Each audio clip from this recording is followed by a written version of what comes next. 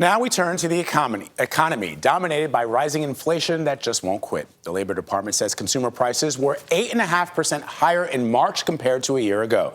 That is the biggest jump in more than 40 years, led by a huge increase in gas prices. After the report came out yesterday, President Biden went to Iowa to talk about efforts to drive down prices at the pump. He blamed those higher gas prices on Vladimir Putin's war on Ukraine. Ed O'Keefe is at the White House. Ed, good morning. Vlad, good to see you. Good morning. You know, Ronald Reagan was in his first term the last time inflation spiked this quickly. And Americans sure are feeling the economic strain. And in blaming Vladimir Putin, President Biden is now using language that takes him further than ever before. Prices are up and Americans are feeling the pain. Last month, inflation jumped 8.5% from 12 months earlier, with energy costs soaring 32%. The high costs spread to your kitchen, too. Coffee and eggs up 11%. Milk and fruit also climbing. And bringing home the bacon now costs 18% more. Prices Houston barbecue owner Russell Rogels is feeling. And everything goes up and down, but it seems like nothing's going down anymore. Everything's just creeping up.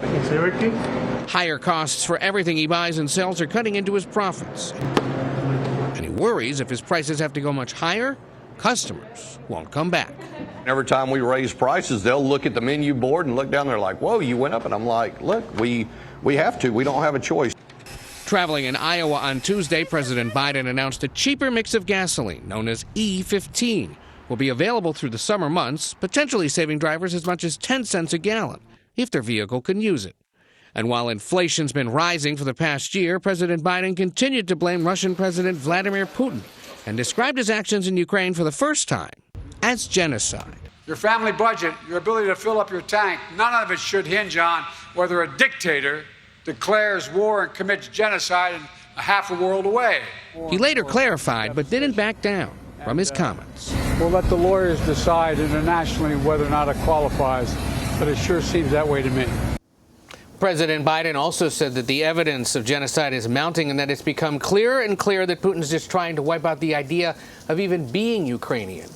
In response, Ukraine's president, Volodymyr Zelensky, praised the president on Twitter, thanking him for U.S. support and calling his comments, quote, true words of a true leader. Tony? All right, Ed, thank you very much.